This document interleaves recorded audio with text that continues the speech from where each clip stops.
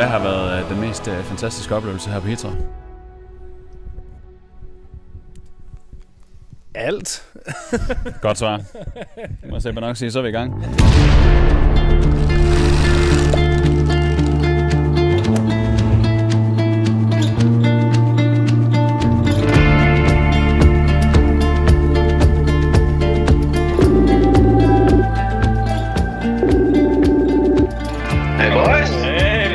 Hvad så, mand? Jeg synes fandme, vi skal gøre det, mand. Ja, helt sikkert. Ja, på tur. Jeg synes, vi skal ud og opleve et eller andet, vi ikke har prøvet før. Jeg trænger til at komme ud. Holy Christ, jeg trænger til at komme ud. Men jeg er helt enig. Jeg skal i hvert fald nok medbringe et telt, der ligger under lag, hvis det skal være det.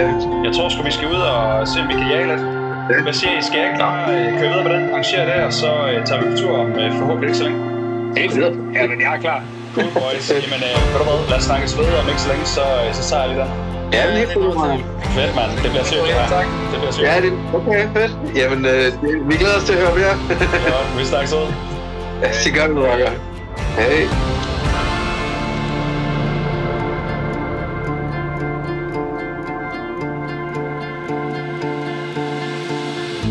Ej, hvor er det hygge, man. Camp done. What's up next? Party! Fire, man. Fire.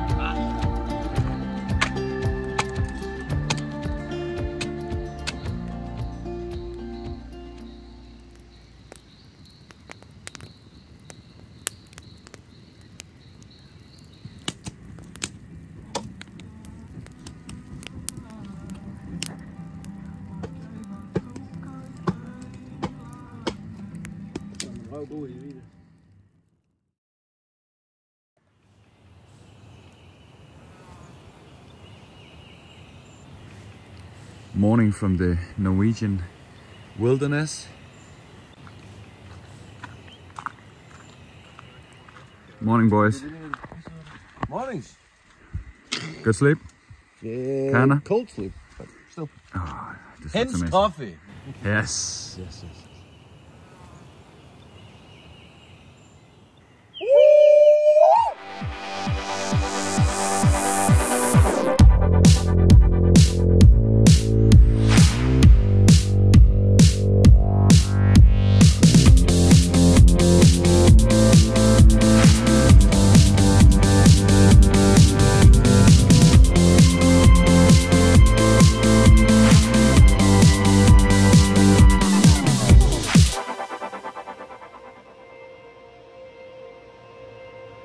Så er vi sgu landet på destinationen i Norge, nærmere specifikt Hitra, og det er her, vi skal bruge den næste uges tid.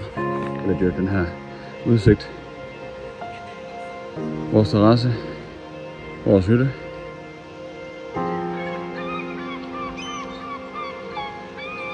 Yes, så er der bøje her, vi har sat op. Ja. Der er lidt ekstra features på den her. Der er lidt lommer til hvis man skal have en snack med. Det kan være fucking lækkert. Gennem mossen under elastikken. Du ser, at der kommer et elastik mere på den her. Ja, det er dobbelt. Den der single. Jamen det er det, jeg siger til dig. Det er derfor, du får den der. Hvis den er jo højst sandsynligt med 2 på, svære at trække. I er bare vant til, jeg tror, hvis jeg kommer hjem med 2 billeder fra de her ture her. Skål, boys. Skal jeg lige få en... Hvad med dem inde i køkkenet? Dem skal vi da også have med. Der blev godt nok bare serveret. Hæft, mand. De er travlt, hårdt arbejdende folk. Det er mindre. Så er der hårdbold og 25 meter. Og spot for beginners. For the boys that have not tried it.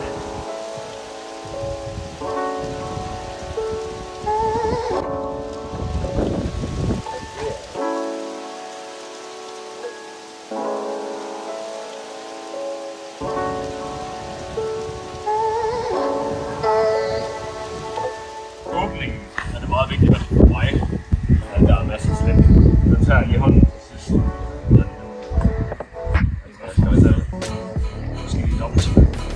Så er den klar. Så tager jeg mine sokker. Eller lidt slip i dem også. Så de er også klar.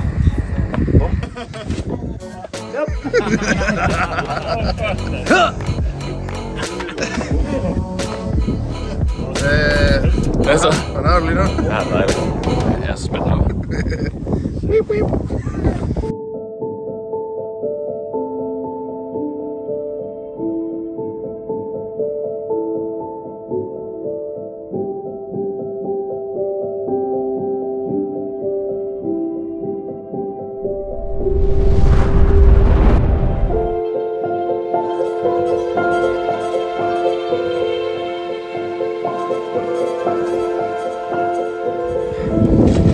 Ja, det var første gang, jeg var der, ikke? Altså. Vi lader. Du mødte strømmen. Det ser fandme godt ud. Der er der nogle fine sej der, mand. Helvede, mand. Der er rigeligt. Der er 5 stykker, mand. Hold nu kæft. Godt lavet.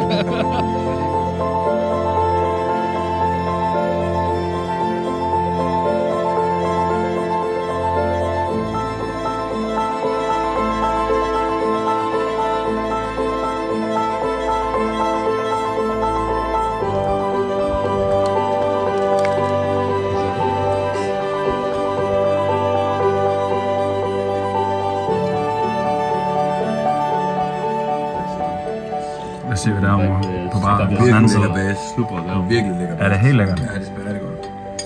Vi har jo, Fisk, vi har jo kokken i huset, Rasmus. Virkelig har givet en gas i dag. Jeg har sendt billedet til Husse. Fish ramen. Ja. Send den til Husse.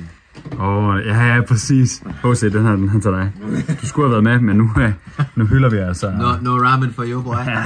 Rasmus, hvordan har det været at have 3 tosser med på tur? Det har faktisk været rigtig, rigtig fint. Nej, det har været skønt. Det har været god dynamik og ja, lidt sådan forskellige ting. Så det er mig. Ham, der står bag kameraet. Ham der, jeg peger på, når jeg spørger efter det. Ej, jeg synes, vi har gjort det godt, drenge. Vi har i hvert fald lært at fisk. Ja, det må man sige. 3 tosser alene i dag på tur. Rookies. Tosse 1. Det er 2, 3. fugleredden, eller fugleunger, der er blevet sparket ud af fugleredden. Yes, sir. Men vi har den. Boys. We got this, man. First solo ride. Yeah, buddy. Got the gear. Yes, sir. Ready.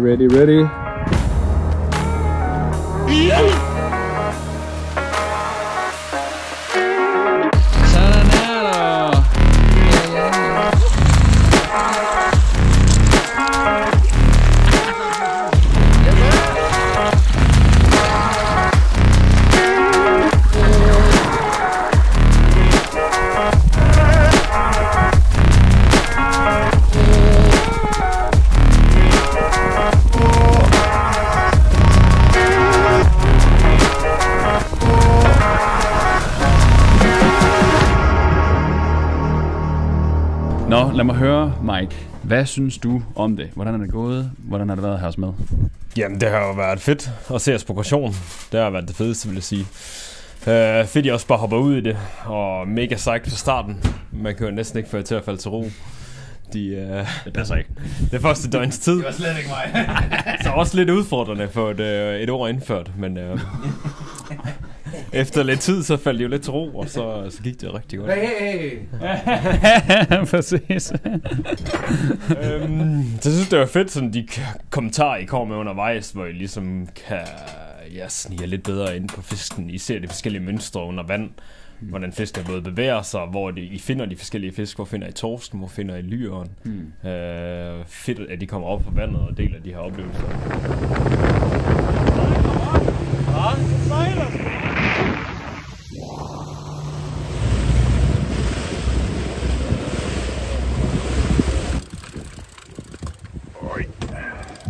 Hvad er du allermest tilfreds med i forhold til fiskeriet?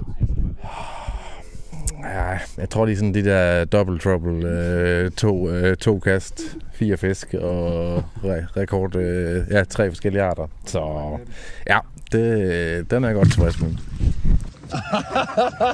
hvor er det for helvede! Stærkt.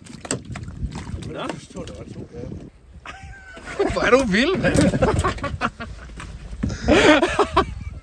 Det kan vi godt lide. For helvede. Godt kæmpet. Sindssygt. Hold kæft, man. Det duer det der. Skal det være? Det er en torsk, ikke det? Den lange. Hallo da. Du har sgu pilket den lige i øjet. Lige her. Lige fucking øje. Så hvad har vi her? Kan vi lige få den fra en ende af? Vi har, Jeg kan ikke huske, hvem der Det er. er okay, eller hvad? vi har i hvert fald makrel. Makrel, og så er der noget, jeg tror, noget stingsild. Stingsild. Lange. Jeg siger stor fisk. Er det Rosme. stor fisk, stor fisk? Røde fisk. Hvad ligger der Mørk sej. Mørk sej. Torsk. Lyr. Og den største for i dag. Mørk sejen. Det var Fuck, det er sweet. Ja, altså både manden og fisken selvfølgelig.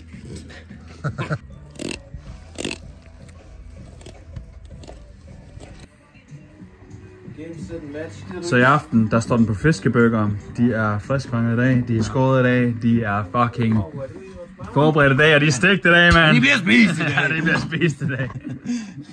Og det er tortilla chips, chili version. Broke as much as I could. Yes, sir. Hvad så, Rasmus? Åh, helvede. Er det til at holde til? Ja, det er. Efter sådan en dag med, hvad var det, 16 fisk? 20? Nej, men jeg tror... Men for jeres vedkommende. Ja, det er rigtigt. Var det once in a lifetime, det der? Ja, men jeg tror lidt det på en måde. Jeg tror også, at forventningerne var lidt sådan, ja. Jeg var ikke sikker på, at vi fangede noget af, faktisk. så barn var også sat lidt lavt. Ja, det er fandme en kongedag, man. Giv mig lige en festnavn der. Kongedag. Kongedag.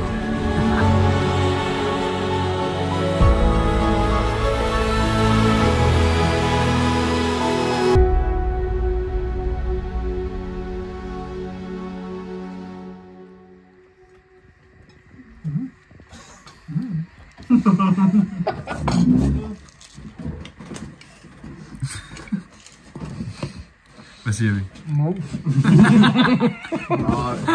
Altså, giv lige herovre. Fucking godt. Du gør noget. Spis med hele ansigtet. Det Det er krop og sjæl. Det er helt perfekt.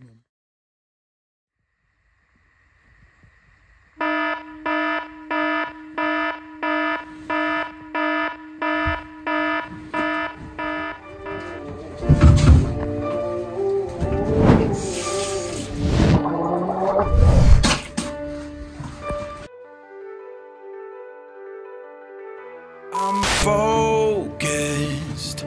I've been watching for the omens. I've been listening to everything you said. It's been running through my head, locked and loaded. I got the feeling that you know it. Yeah, I've only just begun. I won't stop until it's done, till you're broken. Se der!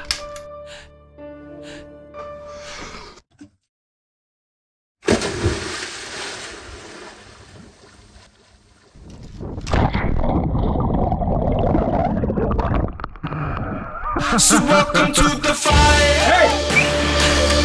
I'm the one with the burning through your veins. It's the walking through the flames, getting higher. Welcome to the fire. Welcome to the fire. 'Cause the bigger they are, the harder they fall. You build your fortress and I'll climb your walls. You got your armor. Christian, hvordan har det været at være afsted i en hel uge på Hitra? Hvad synes du om oplevelsen? Det fedeste, det var nok, da vi var ude, os tre, bare alene, og så kom godt ned i vandoverfladen, og følte man sank lidt, og så få det der rigtige skud på en fin torsk. Mm-hmm. Det var lidt af en jægeroplevelse. Mm-hmm. Jeg tror faktisk, vi har fået det til torsken lige her. Den kommer på nu. Bare nok. Hvor er tilfreds med skuddet? Jamen, den gik jo rent hjem. Lige der. Mm-hmm. Ind i nakken. Yes. Og ud. Lige der. Bum. Perfekt, mand. Men absolut min største torsk. Største fisk. Mit dybeste dyk. Så lad os sige en solid 8 i hvert fald. Ja, solid 8. Gutterne, de er næsten op på pro-niveau allerede. Altså, det er fandme lækkert, mand. Mogensen, der har spidset hans harpun flere gange, fordi han godt kan lide at skyde efter. Der er i hvert fald ingen tvivl om, altså, der er ingen tvivl om, som du siger, Mogensen, han har været mest skydegal. Ja, det er ham derovre. Han har selv godt nok været glad. Og se Mogensen komme op efter, hvor det var meningen at skyde på natdyk. Han skulle bare lige ud og scout. Han har været væk i 3-4 gange så lang tid som planlagt. Og kom tilbage og helt træt og gå rundt i våddræt i en time og fik sig ting og får ikke spist noget mad. Men med den der form for sådan egen motivering, jeg er en sukker for det. Jeg synes, det er fedt at se. Jeg kæmpede lidt i hvert fald, vil jeg sige. Gather at dawn under the golden sky. mic and half done laughing. It's a spark that'll never die. Thomas and Thomas bring the jokes with such flair. Matthias and Rasmus shouting life's better when we dare.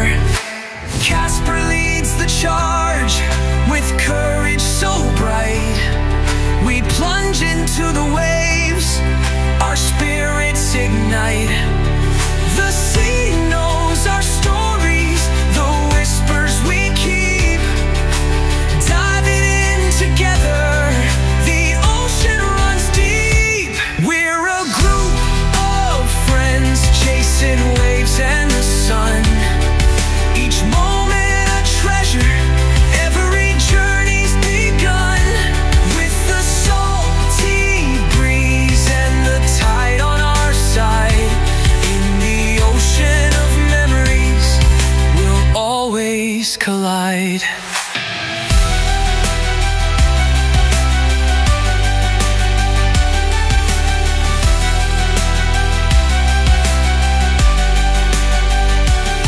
Out our dreams, we laugh and we shout. The unknown depths tell us what life's about.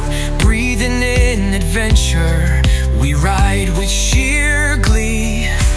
Brothers in the water and keepers of the sea. Mike points to a spot where the dolphins convene. Half Done makes a splash, his dive so serene.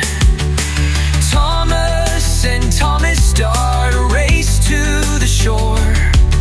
Matthias says wait, and Rasmus asks for more. We're a group of friends chasing waves and the sun. Each moment a treasure, every journey's begun. With the salty breeze and the tide on our side, in the ocean of memories, we'll always collide. We'll